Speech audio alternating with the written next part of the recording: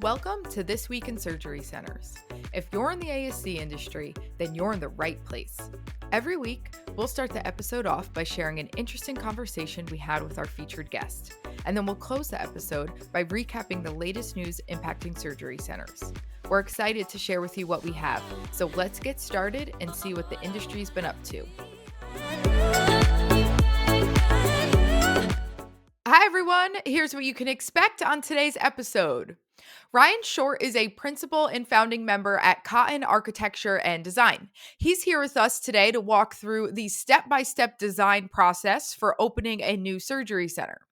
Now, it's only a 20-minute conversation, so we talked as fast as we could to get through the whole process, but whether you're looking to open a new facility, expand your existing one, or really just gain some insight into what goes into the design process, you'll definitely walk away with some helpful information. And in our news recap, we'll cover surgery centers who were affected by the LA fires, game changing advances in orthopedics, how 5 ASC management groups fared in 2024, and of course, end the news segment with a positive story about a nurse who is shaping the future of nursing one student and one puppy at a time. Hope everyone enjoys the episode, and here's what's going on this week in surgery centers. Hi, Ryan. Welcome to This Week in Surgery Centers. Hi, Erica. How are you? Good, thanks. Can you please share a little bit about your ASC experience with our listeners? Absolutely. So my name's Ryan Short. I'm one of the principals and founders and architects of Cotton Architecture and Design here. We're based out of Phoenix. So we are a healthcare focused firm. We do a lot of surgery centers. We like to tell people we don't just focus on the outpatient stuff. We really focus on really the full continuum of care and continuum of acuity for patients and clients. So everything from inpatient projects to outpatient surgery centers and imaging centers. So Cotton's been around for 5 years, but my business partner and I have been in the healthcare industry for about 10 years for myself and probably about 15 or more for my partner, Steve. Very cool. Thank you. So, today we're going to cover the step by step process of designing a new ASC, and we are going to attempt to do this in about 20 minutes. So, let's dive right into it and start with how to determine the right site. What does that look like? So like you said, we'll try to compress about a year's worth of work in 20 minutes. The first step, like you mentioned, really is that site analysis. And a lot of times what people are looking for, what we help clients look for are pad ready sites. That just means that the site's ready to be built on, utilities are nearby. And then it's really about maximizing a building square footage for a specific site and trying to help them plan out what that looks like while also balancing the parking needs. ASCs are fairly high drivers of parking needs. So a lot of times we'll help put together a preliminary site plan for them that shows parking layouts, the flows, the covered drop-offs, generator locations, all that kind of site constraints is really the first step. And making sure that if a client found a site first, making sure that it works for them before they really put a lot of money down onto the site. Great.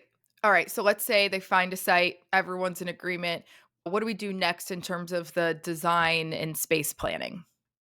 Before we really put pen to paper on designing the building itself, we really need to understand the client's needs or the operator's needs of that building.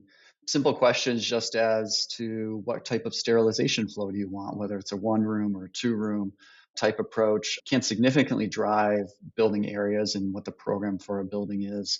It depends on the doctor too, and really what their patient capacity is. We work with a lot of doctors that are very boutique. They might do a small number of procedures a day, and they only need a certain number of pre-op and PACU bays in their facilities. So we work with other doctors that really can churn through patients. They're hyper efficient and they need a lot of patient base. So each one of those decisions and many more really drive what that building is. And so early on, we have a questionnaire in house here at Cotton Architecture. It's probably 80 questions or so that really help us understand from them what they're looking for. And it really challenges them to think about what they need. A lot of doctors think, I just need a surgery center. And then there's about 5 million other questions that they need to be asked to make sure that they get what they want. So once we get that questionnaire filled out, we will start looking at the what we call the program of the building, which is basically just a list of the rooms that are needed and really start dialing in the area of the building. And really from there, we can start taking those building area blocks and start moving them around on a piece of paper. We call it programming or block plans. And we can start doing that, which will help start to show what that building is and how those various rooms and program elements are distributed. I would imagine as most doctors start going through the questionnaire, probably sets off a lot of light bulbs of, "Oh my gosh, I didn't even think of that." And then they gotta go back into planning mode themselves before they even Mhm. continue work with you. Yeah, and that's really one of the challenges of working with doctors. That's really our focus, I should say, is working with these doctors and helping educate them through the design process. Doctors are doctors first in most cases, and they're developers or builders second. So that's really our job to help them through that process. And so we like to guide them and point them to consultants that they might need. It could be a policies and procedures consultant. It could be an equipment consultant, a shielding consultant, all these different things we ask questions about. And if they don't have those resources, we have connections and referrals and things like that will help them through. Really, the goal is to make it look easy for those doctors because there's a lot of decisions that they're not aware of. Yeah, I'm sure. Okay, so they've answered the questionnaire. They're starting to see it come to life on paper. You're starting to lay it out. Then what do we do next? Yeah, so much of what we've talked about so far, we would consider pre-design. So we get all that out of the way, and then we actually start the formal design process. And in the industry, there's really three main phases, and that's schematic design development and construction documents are really the three. And it doesn't necessarily mean much to the clients, but basically all they need to know is that there's increasing levels of detail and complexity that we begin to overlay into our drawings. After schematic design, we might have floor plans to present and ceiling plans to present, and maybe some interior concepts of different spaces and how the rooms work. And we will typically review that with the surgery center staff, the doctors and users, and all the various people that might be involved in the process. We'll do a page turn and we'll essentially get them to approve that package, and then we'll continue to the next phase and begin to develop a lot more detail. So really the way to think about it, schematic design is really reviewing and understanding the flows and the overall big picture of the building. Design development is really about defining and coordinating the systems of the project, and that could be your mechanical, your plumbing, electrical, all those types of systems is really something that we hit hard in the design development phase, which is that middle phase. And then the construction document phase is really where everything's locked in. Hopefully, there's no more plan changes or feature requests from the doctor, and we really start defining what all of those details are. We get into the nitty gritty of how the building's built and how everything's laid out in that stage. So it's an increasing level of complexity and detail. Got And it. each step along the way, getting buy in from the doctors. And how long up until this point in the design process, how many months in are we? I'm sure that's a loaded question, looks different for everybody, but on average, how many months are we up to by now? Sure. Sure. For ground up ASC, it could be about 3 months, I would say. It would be moving along at a pretty good pace, assuming we can get a buy in from the owner and making sure that they're reviewing things in a timely manner, and all the outside consultants that we don't control are giving us information in a timely manner. But 3 months maybe for a ground up. If it's a tenant improvement project, maybe 2 months. There's a little bit of time it just takes to work through these. There's a lot of coordination, so it takes time. And of course, the larger the building, the longer it is. Got it. That's actually a little faster than I would have anticipated. So that's great to hear. All right. So next, are we moving on to regulatory stuff? Yeah, regulations. I'm sure all the ASC providers and doctors love regulations. They've got their own world that they got to deal with. On our side, it's broken into two parts. A tenant improvement project is typically much easier to get through approval on the city side. And so that could take about a 2-month process to get through, at least here in the Phoenix area, maybe 3 months, just depending on the city, frankly. And typically, what we have to approve is the full set of drawings. So on an ASC project, there might be 80 to 100 drawings on a tenant improvement project. So we submit that into the city, and the city reviews it. And there's a little bit of back and forth and communication between us and the city. Typically, we answer questions they might have, or we can address comments or concerns they might have, which is all part of the standard permitting process. So 2 months. A ground up project is much more time intensive to get permitted. A lot of cities, especially in larger metro areas, have what's called site entitlements. They might have site planning or design guidelines or environmental surveys that have to be done. So a lot of that, it really takes time. And in many cities, it's a sequential process. So you might have to, like in the city of Phoenix here, we might have to submit for a pre-application package, which is basically just a notice to the city with a simple site plan that, hey, this is what we're thinking on the site. Let us know if the city's okay with it even, or if there's any concerns the city might have. And usually you have to get approved on that piece first, and then you can submit your site plan package, which is a whole different package. And like I said, it all just takes time. So pre-application, there's a site plan, there's civil work, which is the site and grading and things like that. So it can take longer. There's probably about 8 months worth of just permitting processes that we have to go through on a ground up building. But there are some things that we can do to expedite that. There's some things we can do concurrently, which we try to advise our clients on. But there is also just a little bit of that reality that it just takes time, and a lot of people aren't planning on that, especially if they have land carrying costs and development costs and things like that. And once you get permitted, construction takes off from there. Sure. Yeah, let's switch gears. Permits are approved. We've got everything we Hmm. need. Let's start with construction. Yeah. Yeah. So construction on a ground up could take a year, and a TI could be 6 to 8 months, something like that. The industry now, because of COVID and because of supply chain constraints and because of prevailing market conditions right now, is challenged in a lot of basic items that are needed for a surgery center, especially on electrical gear size. So essentially the large electrical panels that are on the outsides of buildings that all of the main utilities come into. There's a real challenge in getting those. You have to wait in some cases 10 to 12 months just to get a delivery of one of those. So we call those our critical path items. Those are usually the items that we track the closest and make sure are moving along. But the schedule is really dictated by those elements. And once construction starts, whether it's a tenant improvement project or a ground up building, really what happens, or at least the way we like to see it, is really close collaboration between ourselves, the contractors and the owners, and really anyone else, the city, even during construction. And we're always going out to the site and we're walking it with the owner and the contractor and holding their hand through that process and helping answer questions a contractor might have about what exactly we want or need in these different rooms. So it's a really collaborative process. And then in a lot of ways, we're the owner's agent out in the field there, making sure things are being built how they want it, what they're paying for, and double checking contractor invoices and things like that just on their behalf, and really helping them through. We're really here to help and to protect our clients. That's really our main goal. So even throughout construction, even though a lot of people think, cool, that's the contractor's world, we are still pretty heavily involved throughout. And do you work with your clients to choose who the construction company is that you're going to work with? Our initial preference is always to engage with a contractor early on in the process. In some of those early design phases, even like a schematic design or design development phase, we like to get contractors involved or at least advise the owner they should start talking to them. And what that does is it helps us really hone in and answer questions ahead of time before those drawings are even finished. We like to joke that changing drawings is free. Once it's out in the field, it's very expensive to change things. It's not free on the architect side. We spend time and money to fix things, but it's much easier for everyone to change some lines on a paper early on before things become real.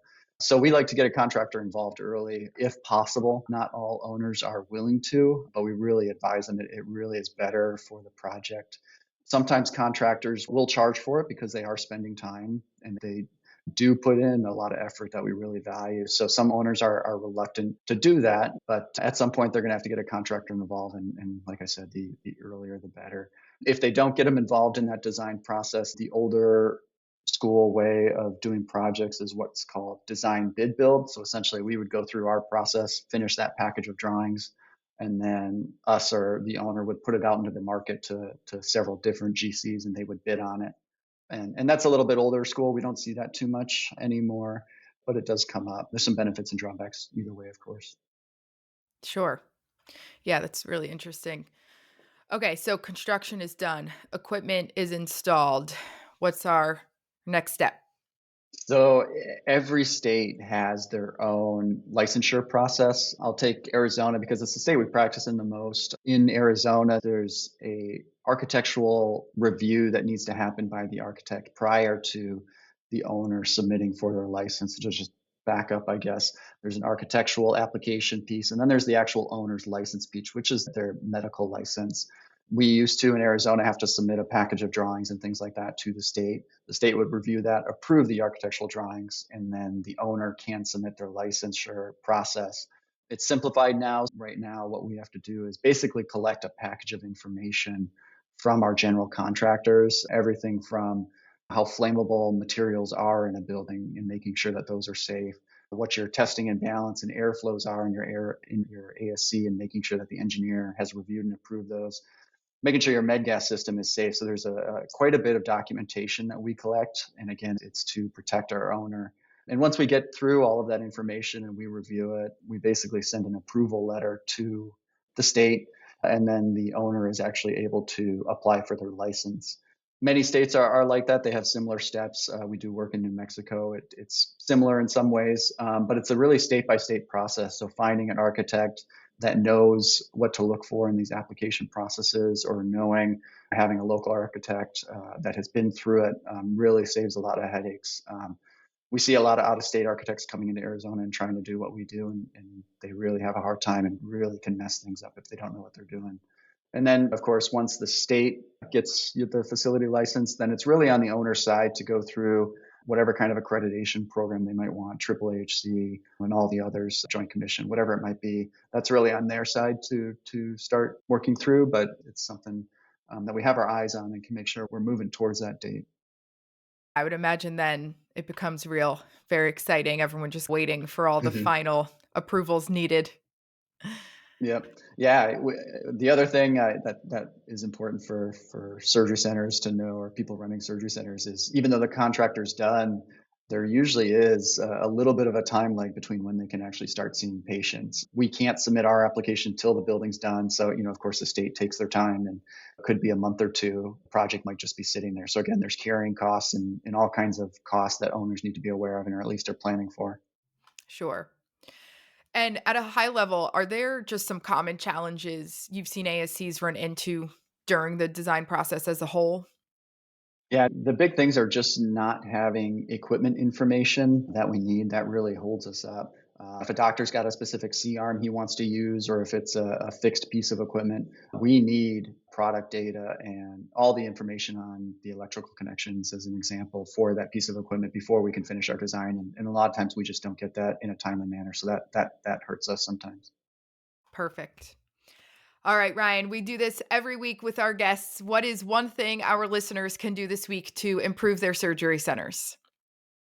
I think to really challenge the status quo of what you've seen in surgery centers, there's not a one size fits all approach. And I think if you're designing a surgery center, it can be a once in a lifetime chance to really put your mark on your practice and do things the way that you want. Of course, within the stipulations of the building code and all those different things. But there's so much innovation and creativity that goes on in ASCs these days. Challenge yourself, challenge your design team, and hopefully you have a design team that is up to that challenge. And we can really work hard and develop that new model of practice that you're excited about, and make your dream a reality. You have been a wealth of knowledge. I know our listeners will get a lot out of this conversation. So thank you so much for coming on. We really appreciate it. Absolutely. Thank you. As always, it has been a busy week in healthcare, so let's jump right in. In early January, wildfires tore through the LA area, forcing several ASCs to close their doors. Among them was Risser Surgery Center in Pasadena, which narrowly escaped destruction thanks to an external sprinkler system. When their admin noticed an orange glow in the sky, she quickly learned the fire had reached Risser. The next day, though, the team was already in crisis mode, assessing damage, cleaning up, and activating their emergency management plan. While Risser is working towards reopening, Huntington Ambulatory Surgery Center faced its own challenges. Not only did they lose power, but about 10 of their physicians lost their homes, and local schools were destroyed, leaving staff scrambling for childcare. The poor air quality delayed their reopening, but in the meantime, staff stepped up by helping their affiliated hospital, which was overwhelmed with displaced nursing home patients. And as you can imagine, financial losses were significant. Risser estimated around $160,000 in canceled cases, while Huntington ASC saw higher payroll costs from longer shifts. But in the face of disaster, both centers prioritized patient care, even waiving fees for those who lost everything in the fire. And, in hindsight, the disaster underscores the critical need for ASC emergency preparedness. Wildfires, floods, and other crises can strike at any time. Regularly updating response plans, conducting scenario drills, and building partnerships with hospitals can help ASCs pivot when disaster hits. But perhaps most importantly, this event highlights the resilience of the ASC community. When disaster struck, these teams did what they could to protect their business, but also made sure to protect their patients and staff and support their local community along the way. So we wish you the best and for all the ASCs and everybody else who was affected by the fires and reopening and rebuilding and getting back to some sort of normal. All right. The orthopedic industry is continuing to evolve thanks to groundbreaking advancements in surgical technology. From robotic assisted procedures to AI powered imaging and smart implants, the field is seeing rapid innovation that's improving precision, reducing recovery times, and making surgery even safer. Dr. Human Melamed, an orthopedic spine surgeon in Beverly Hills, highlights how new technology is enabling ultra minimally invasive procedures. These innovations allow for more outpatient surgeries and result in reduced blood loss, quicker recoveries, and improved outcomes. AI is playing a growing role as well with augmented reality tools that overlay critical surgery information onto a surgeon's view. And AI driven analytics are helping predict outcomes and refine surgical planning, while 3D imaging is making pre op assessments even more accurate. Smart implants are now capable of tracking a patient's recovery in real time, allowing for personalized adjustments as recovery progresses. And lastly, advances in pain management are also making a difference, with new opioid free treatments and long acting anesthetics helping patients recover faster with less reliance on medication. In HST State of the Industry report, we shared how ortho by far has the highest net revenue per case out of all the specialties, coming in with an average of $6,419 per case. So, as robotics, AI, regenerative med continue to advance, combined with a potential revenue and growing patient preference to have surgery in an ASC versus a hospital, ortho just continues to be in a strong place to continue expanding. All right, our third story. The ASC industry saw significant expansion in 2024, with major players aggressively growing through acquisitions, joint ventures, and de novo developments. In this Becker's ASC article, they did a quick recap of how five of the largest ASC management groups solidified their market positions, setting the stage for continued consolidation and competition in 2025. So let's take a look at each of them. USPI maintained its position as the largest ASC operator with an 8.1% market share, adding nearly 70 centers in 2024. It played a key role in parent company Tenet Healthcare's financial success, contributing nearly half of Tenet's $3.99 billion dollars in EBITDA. And USPI's own EBITDA jumped 20% to $1.8 billion, dollars, with further growth planned through a $250 million annual investment in ambulatory acquisitions. SCA Health, a division of Optum, expanded its ortho footprint with the acquisition of Ortho Alliance, a private equity backed firm with over 200 physicians. With a 5% market share and 320 ASCs, SCA Health benefited from Optum's massive $253 billion in revenue, which saw an 11.7% increase year over year. AmSearch closed the year with about 250 ASCs and 2,000 affiliated physicians, pursuing joint ventures and acquisitions across the country. Major deals included partnerships in San Diego, Las Vegas, and Maryland, reinforcing its 3.9% market share. HCA Healthcare, managing 124 ASCs under its Surgery Ventures division, focused on greenfield developments and new construction. It partnered with Next Core Group to open a new ASC and medical office in Katy, Texas, continuing its expansion strategy.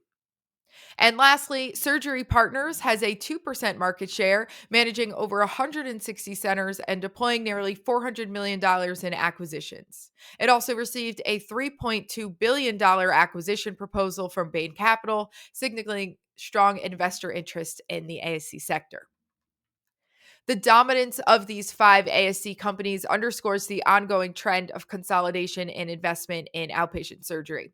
Expect to see further PE interest, technological advancements, and expansion into high growth specialties like ortho and cardiology as the industry evolves in 2025. And to end our news segment on a positive note, For decades, Dr. Beth Quattrara has been a guiding force at the University of Virginia School of Nursing, blending clinical experience with a deep commitment to her students. As the Nurse of the Week, she is being recognized for her profound impact on the next generation of nurses. Dr. Quattrara is known for her advocacy for military students, celebrating military promotions, organizing Veterans Day events, and making sure they feel her encouragement. She also raises service dogs in training. So she is also known for always having a Labrador Retriever puppy in her office, which, as you can imagine, helps to bring a comforting presence to a very stressful academic setting. So, congrats to Dr. Quattrara for making such a lasting impact on her students and for being recognized as Nurse of the Week by the Daily Nurse. And that officially wraps up this week's podcast. Thank you, as always, for spending a few minutes of your week with us. Make sure to subscribe or leave a review on whichever platform you're listening from. I hope you have a great day, and we will see you again next week.